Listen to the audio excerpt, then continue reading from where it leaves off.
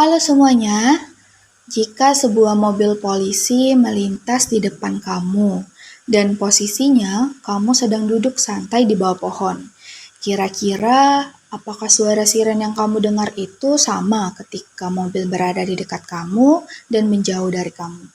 Dan coba bayangkan jika posisinya kamu sedang mengendarai mobil yang sedang melaju dan berpapasan dengan mobil polisi. Bagaimana kamu mendengar suara siren itu ketika kamu mendekat ke mobil dan ketika kamu menjauhi mobil polisi tersebut? Kira-kira sama atau tidak ya?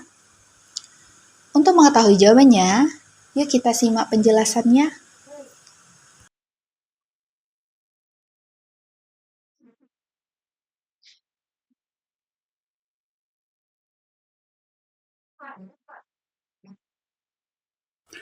Halo semuanya, seperti yang kita lihat pada layar sebelumnya, menurut kalian kira-kira kenapa ya suara siren mobil polisi itu berbeda saat mobilnya bergerak ke arah kita dan ketika menjauh?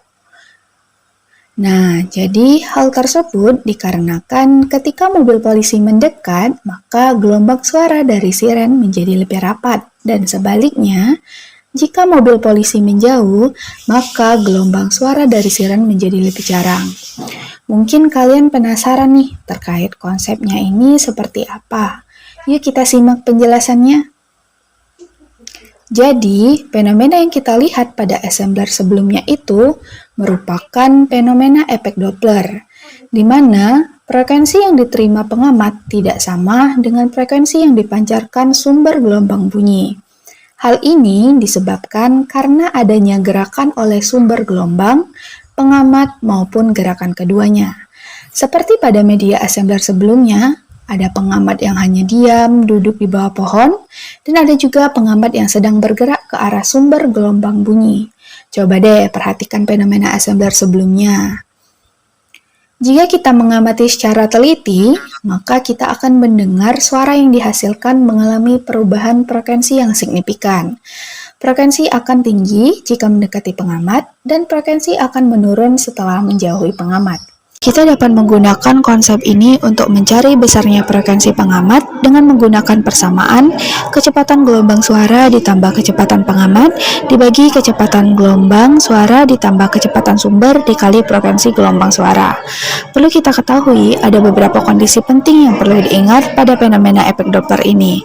Yang pertama, jika sumber mendekati pendengar, maka kecepatan sumber akan bernilai negatif, sedangkan jika sumber menjauhi pendengar, maka kecepatan sumber akan bernilai positif.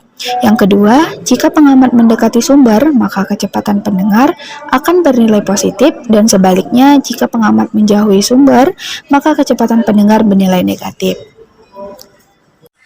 Tak hanya suara siren dari mobil polisi saja nih, contoh dari efek Doppler. Dalam kehidupan kita sehari-hari, efek Doppler bisa kita jumpai pada kegiatan balap motor, suara siren ambulan, suara kereta api, suara pesawat terbang, dan juga klakson kendaraan.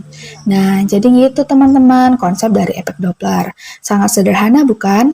Bahkan kita sering loh menemuinya dalam kehidupan kita sehari-hari.